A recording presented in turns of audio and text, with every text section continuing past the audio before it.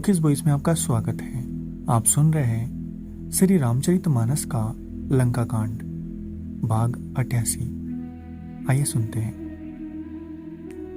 रावण ने कालनेमी को सारा मर्म बताया। उसने सुना और बार बार से पीटा। उसने कहा, तुम्हारे देखते देखते जिसने नगर जला डाला उसका मार्ग कौन रोक सकता है। श्री रघुनाथ जी का भजन करके तुम अपना कल्याण करो। हे नाथ, झूठी बकवास छोड़ दो। नेत्रों को आनंद देने वाले नील कमल के समान सुंदर श्याम शरीर को अपने हृदय में रखो। मैं तू भेदभाव और ममता रूपी मूर्ता को त्याग दो। महामोह रूपी रात्रि में सो रहे हैं, सो जाग उठो। जो काल रूपी सर्प का भी भक्षक है, कई स्वप्न में भी वह रण में जीता जा सकता है। उसकी ये बातें सुनकर रावण बहुत ही क्रोधित हुआ। तब कालनेमी ने मन में विचार किया कि श्री राम जी के दूत के हाथ से ही मरूं तो अच्छा है। यह दुष्ट तो पाप समूह में रत है। वह मन ही मन ऐसा कहकर चला और उसने मार्ग में माया रची। तालाब, मंदिर, सुंदर बाग बनाया। हनुमान जी ने सुंदर आश्रम देखकर सोचा कि मुनि से पूछकर जल पी लूं, जिससे थकावट दूर हो जाए। राक्षस वहां कपट से बेस बनाकर विराजमान था। वह मूर्ख अपनी माया से मायापति के दूत को मोहित करना चाहता था। मारुति ने उसके पास जाकर मस्तक नवाया। वह श्री राम जी के गुणों की कथा कहने लगा।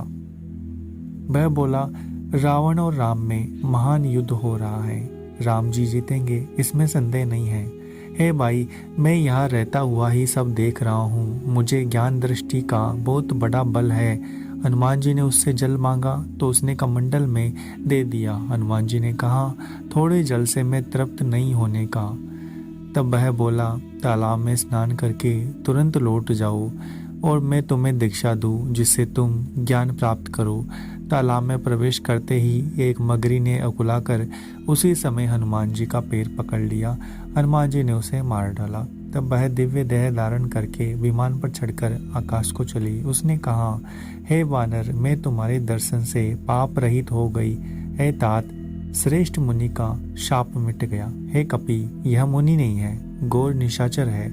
मेरा वचन सत्य मानो। ऐसा कहकर जो ही वह अप्सरा गई, त्यों ही हनुमान जी ने निशाचर के पास गए। हनुमान जी ने कहा, हे मुनि, पहले गुरु दक्षिणा ले लीजिए, पीछे आप मुझे मंत्र दीजिएगा। हनुमान जी ने उसके सिर को पूंछ में लपेटकर उसे पछाड़ दिया। मरते समय उसने अपना राक्षस शरीर प्रकट किया। उसने राम राम कहकर प्राण छोड़े। यह उसके मुंह से राम नाम का उच्चारण सुनकर हनुमान जी के मन में हर्षित होकर चलने लगे। उन्होंने पर्वत को देखा पर औसत ना पहचान सके। तब हनुमान जी ने एकदम से पर्वत को ही उखाड़ लिया। पर्वत और लेकर हनुमान जी रात में ही आकाश मार्ग से दौड़ चली और अयोध्यापुरी के ऊपर पहुंच गए। भरत जी ने आकाश में अत्यंत विशाल स्वरूप देखा। तब मन में अनुमान किया कि यह कोई राक्षस है। उन्होंने कान तक धनुष को खींचकर बिना फल का एक बाण मारा। बाण लगते ही हनुमान जी राम राम रघुपति का उच्चारण करते हुए मूर्छित होकर पृथ्वी पर गिर पड़े। प्रिय वचन राम नाम सुनकर भरत जी उठकर दौड़े और बड़ी उतावली से हनुमान जी के पास आए। हनुमान जी ने व्याकुल होकर उन्होंने हृदय से लगा लिया, बहुत तरह से जगाया, पर वे जागते ना थे। तब भरत जी का मुख उदास हो गया। वे मन में बड़े दुखी हुए और नेत्रों में जल भरकर ये वचन बोले, जिस विधाता ने मुझे श्री राम से विमुख किया, उसी ने फिर यह भयानक दुख भी दिया।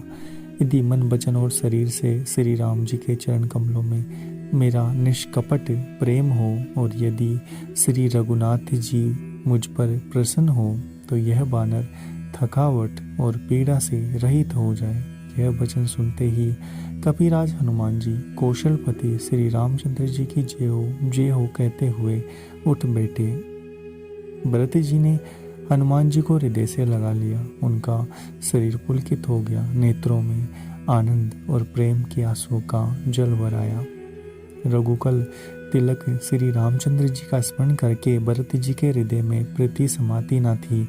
भरत जी बोले, हे तात, छोटे भाई लक्ष्मण तथा माता जानकी सहित सुख निदान श्री राम जी की कुशल कहो। बानर हनुमान जी ने संक्षेप में सब कथा कही।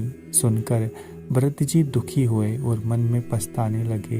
हाँ देव, मैं जगत में क्यों जन्मा, प्रभु के एक भी काम न आया। फिर कुअवसर जानकर मन में धीरज धर कर बलवीर भरत जी हनुमान जी से बोले, हे तात, तुमको जाने में देर होगी और सवेरा होते ही काम बिगड़ जाएगा, अतः तुम पर्वत सहित मेरे बाण पर चढ़ जाओ। मैं तुमको वहां भेज दूं जहां कृपा के दाम श्री राम जी है।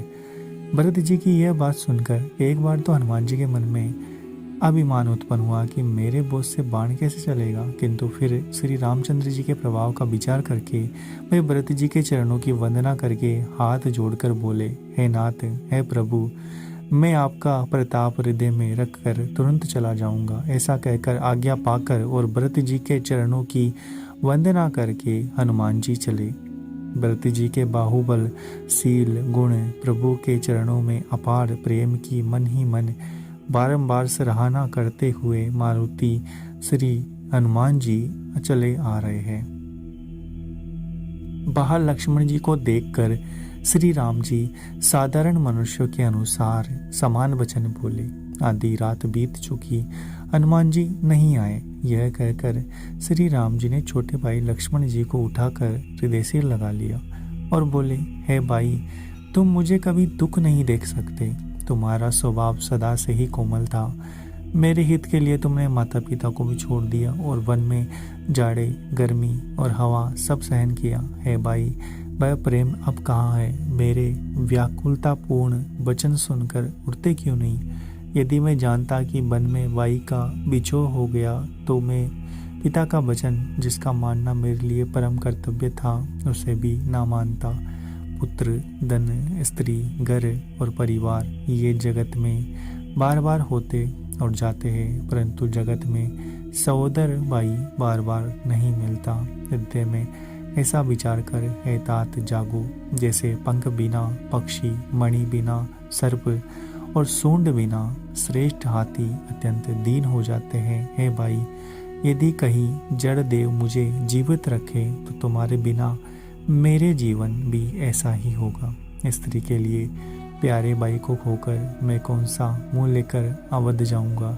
मैं जगत में बदनामी भले ही सह लेता कि राम में कुछ भी वीरता नहीं है। जो स्त्री को खो बैठे, स्त्री की हानि से कोई विशेष क्षति नहीं थी। अब तो हे पुत्र, मेरा निष्ठुर और कठोर हृदय यह अपयश और तुम्हारा शोक दोनों ही सहन करेगा। हे तात, तुम अपनी माता के एक ही पुत्र और उसके प्राणदार हो।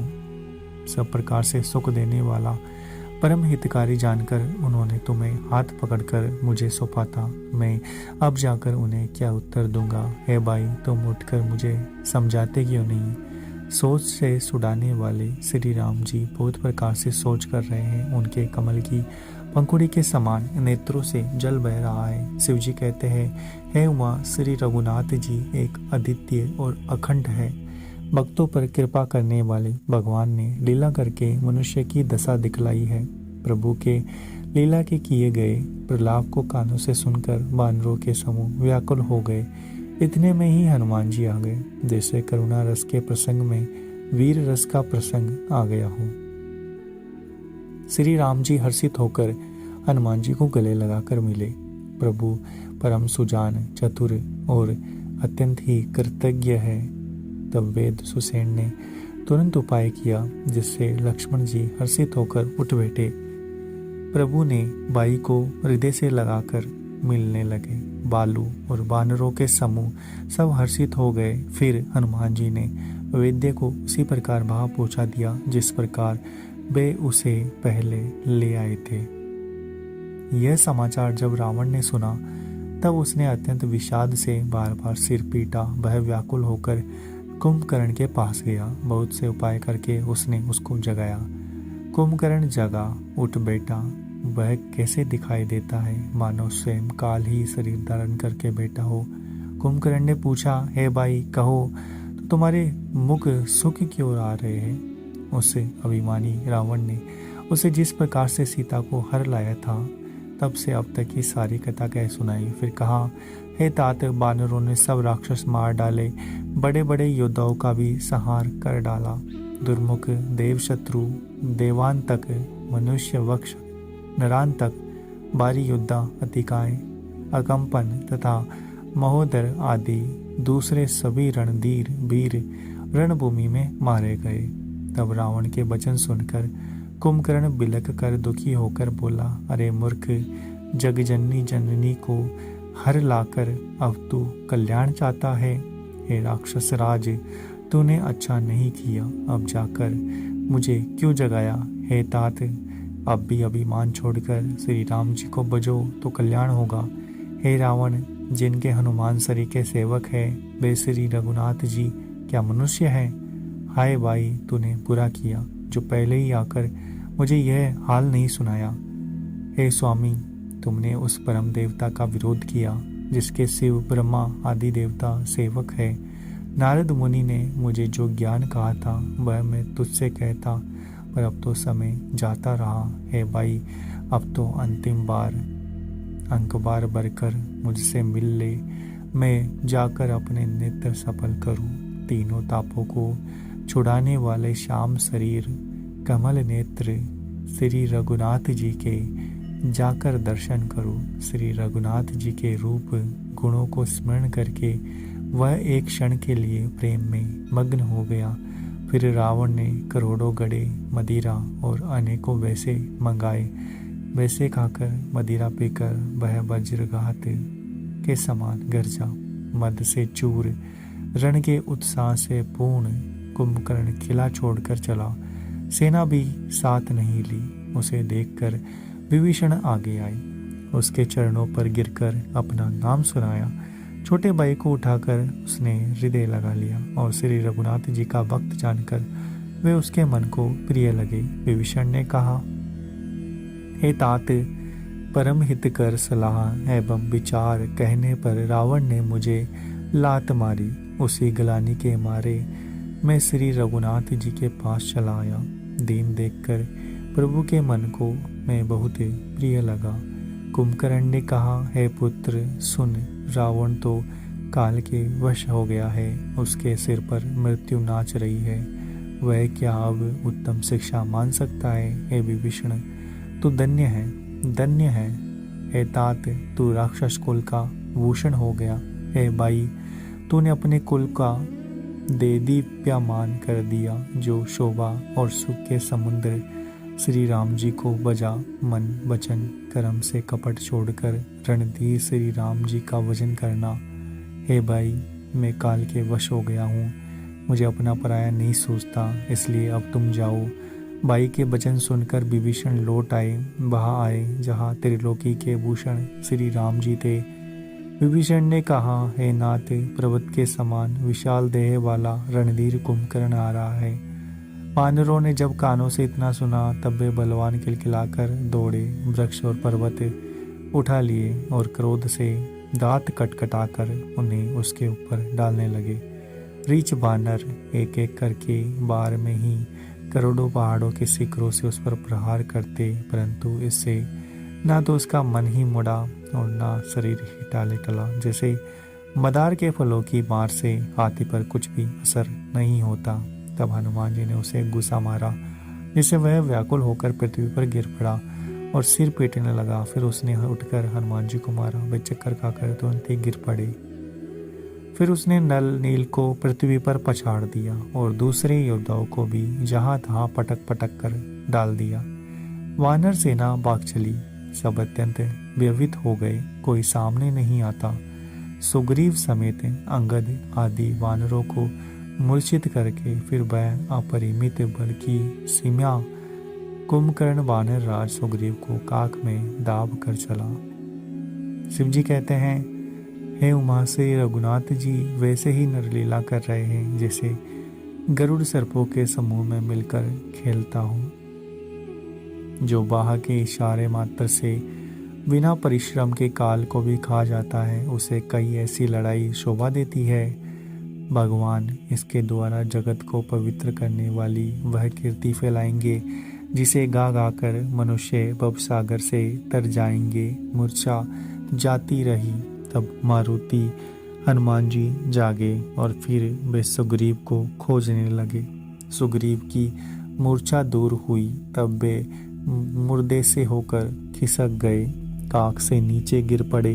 कुंभकर्ण ने उनको मृतक जाना। उन्होंने कुंभकर्ण के नाक कान दांतों से काट लिए और फिर गरज कर आकाश की ओर चले।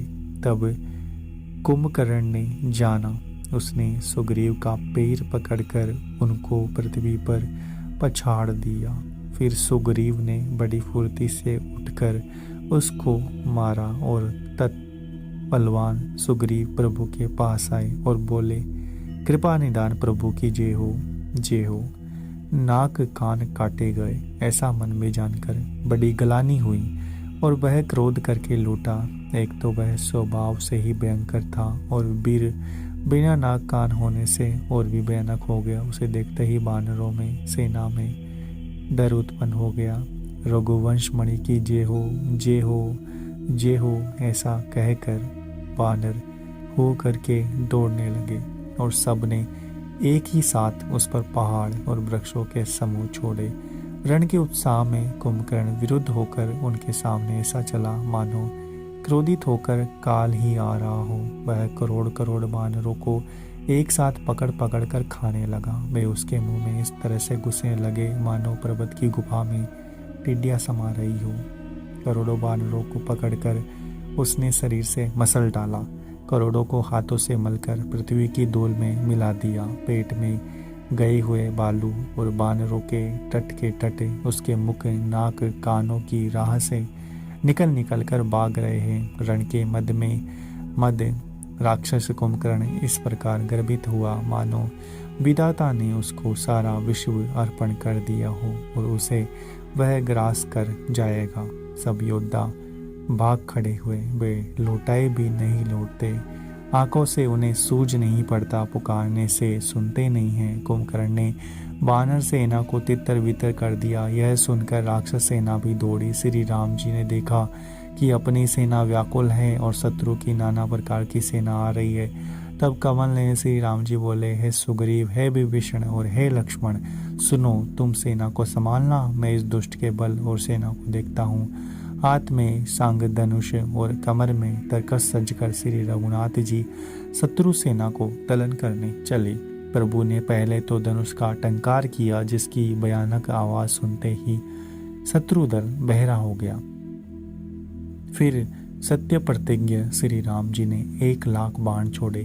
वे ऐसे चले मानो पंख वाले काल सर्प चले हो। जहाँ तहाँ बहुत से बाण चले, जिनके भयंकर राक्षस योद्धा कटने लगे। उनके चरण, छाती, सिर, भुजदंड कट रहे हैं। बहुत से वीरों के 100 टुकड़े हो जाते हैं। घायल चक्कर खाकर पृथ्वी पर पड़ रहे हैं। उत्तम योद्धा फिर संभल कर उठते और लड़ते हैं। बाण लगते ही वे मेघ की तरह गरजते हैं। बहुत से तो कठिन बाण को देखकर ही भाग जाते हैं। बिना मुंड के प्रचंड रुंड दौड़ रहे हैं और पकड़ो पकड़ो, मारो मारो का शब्द करते हुए चिल्ला रहे हैं। प्रभु के बाणों ने क्षण मात्र में भयानक राक्षसों को काट कर रख दिया। फिर वे सब बाण लौटकर श्री रघुनाथ जी के तरकश में घुस गए।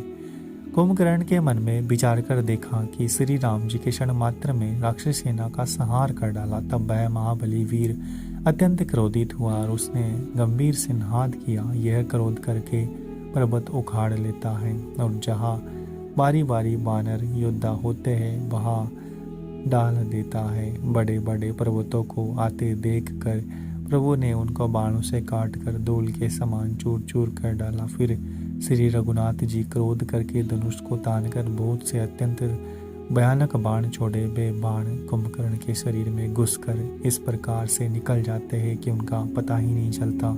जैसे बिजलियां बादल में समा जाती है उसके चलते काले शरीर से रुधिर बहता हुआ ऐसी शोभा देता है मानो काजल के पर्वत से गेरू के पनाले बह रहे हो। उसे व्याकुल देखकर रीछ बानर दौड़े, वे जो ही निकट आए त्यों ही वह हंसा और बड़ा घोर शब्द करके गरजा तथा करोड़ करोड़ बानरों को पकड़कर वह गजराज की तरह उन्हें पृथ्वी पर पटकने लगा, रावण की दुहाई देने लगा। यह देखकर रीछ बानरों के झुंड ऐसे भागे जैसे भेड़िए को देखकर भेड़ों के झुंड। शिवजी कहते हैं, हे भवानी, बानर बालू व्याकुल होकर आर्त वाणी से पुकारते हुए भाग चले। वे कहने लगे, यह राक्षस दुर्भिक्ष के समान है जो अब बानर कुल रूपी देश में पड़ना चाहता है।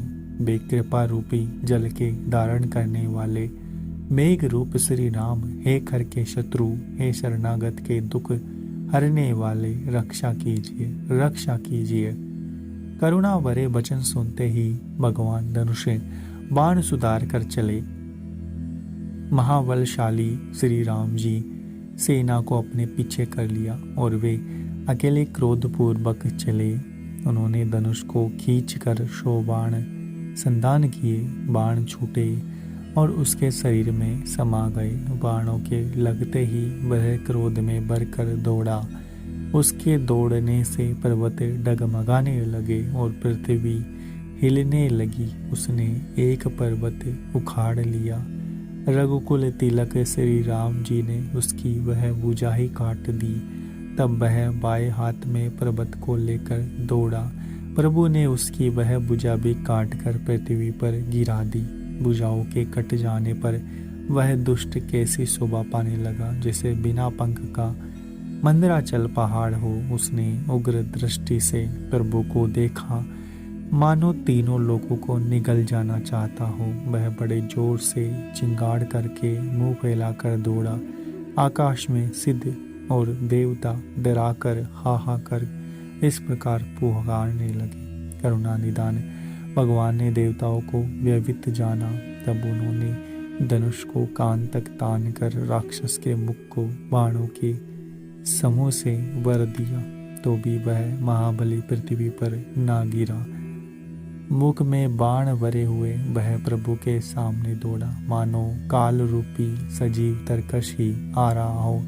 तब प्रभु ने क्रोध करके तीक्ष्ण बाण लिया और उसके सिर को धड़ से अलग कर दिया।